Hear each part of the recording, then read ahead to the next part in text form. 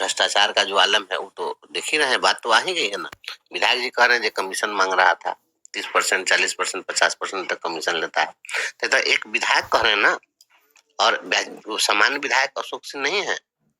अशोक बाबू जो विधायक हैं वो सामान्य व्यक्ति नहीं है। वो लगातार 4 टर्म से 5 टर्म से जीतते आ रहे हैं, और याचिका समिति के, विधानसभा के याचिका समिति के माननीय अध्यक्ष भी हैं। तो वो सामान्य व्यक्ति नहीं है। वो जो कह रहे हैं, बताइए, इतना पावरफुल व्यक्ति का कोई अगर नहीं सुन रहा है तब तो इस बात पर मुहर लग ही जाती है कि हाँ, प्रशासनिक पदाधिकारी भी लगा, मैं किसी का नहीं सुनता। अरे इससे पहले भी जिला शिक्षा पदाधिकारी का पंगा हुआ था कुंडी प्रखंड के एक स्कूल में। वहां के प्रधानाध्यापक से फिर गए थे, हाथापाई भी हो गया था। वो भी कहा अभी तो वो मामला ठंडा भी नहीं हुआ, फिर से दूसरा मामला कहने आ गया है। वह भी मामला तक कमिश्नर का ना था, इसी सब चीज करना था। सुबह में उनका जितना जो एजेंट सब है वो सब घूमता रहता था, तो वो गया, कहा जाके कहा कि भाई यहाँ सबमर्सिबल करना। तो वहाँ जो एचएम जो थे राकेश जी हैं, तो उन्होंने कहा भाई पहले से सबमर्सिबल हमारे यहाँ है, तो हम दोबारा क्यों करवाए।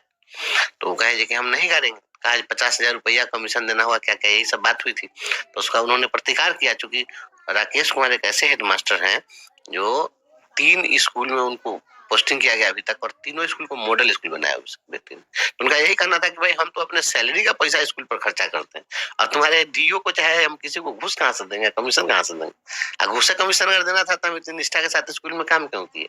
ना तो निष्ठा, वहां आज आरोप लगा रहा है कि किसी का नहीं सुन रहा है, तो वो तो सरकार में थे ही। तो ये तो अभी माननीय विधायक की बात नहीं सुनी जा रही है। उस समय तो उनके शिक्षा मंत्री के आप सचिव के सचिवालय में घुसने पर रोक लगा दिया था।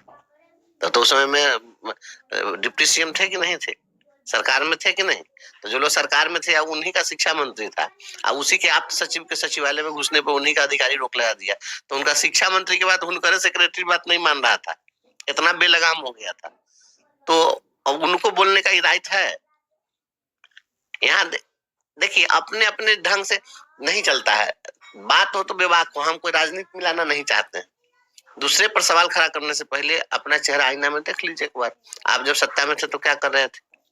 तो यहाँ क्या है कि यहाँ हुक्मरानों की जो हुक्मरानी चल रही है, सभी लोग लूटपाट में लगे हुए हैं। और हम तो कहिए रहे कि आपको देखे बेतिया वाले डीओ का हादसा आपने देखा है। कौन डीओ सही है, कौन शिक्षा विभाग में किस जिले में लूट नहीं हुई।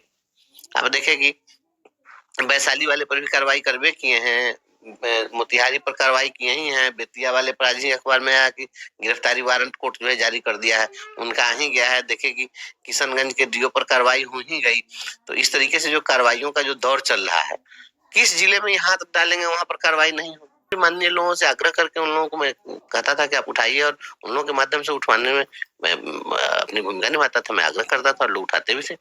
अब तो खुद हमें उठाना है तो मैं भी उठाऊंगा, और अन्य भी जो हमारे माननीय सदस्यगण हैं, हम सभी लोगों से बात भी कर रहे हैं, पर्सनली भी मैं बात कर रहा हूँ, और सदन के अंदर जाने से पहले और फिर हम लोग इस समय में तैयारी कर रहे हैं। सभी लोगों से आग्रह है कि सभी लोग उठाए मामलों को, क्यों नहीं उठाएंगे। यहाँ कुछ सरकार में कुछ हो रहा है, देख रहे हैं सरकार में एकदम प्रशासनिक जो है तांडव चल रहा है। यहाँ किसी जनप्रतिनिधि का कोई वैल्यू रह गया है, कोई सुनता है।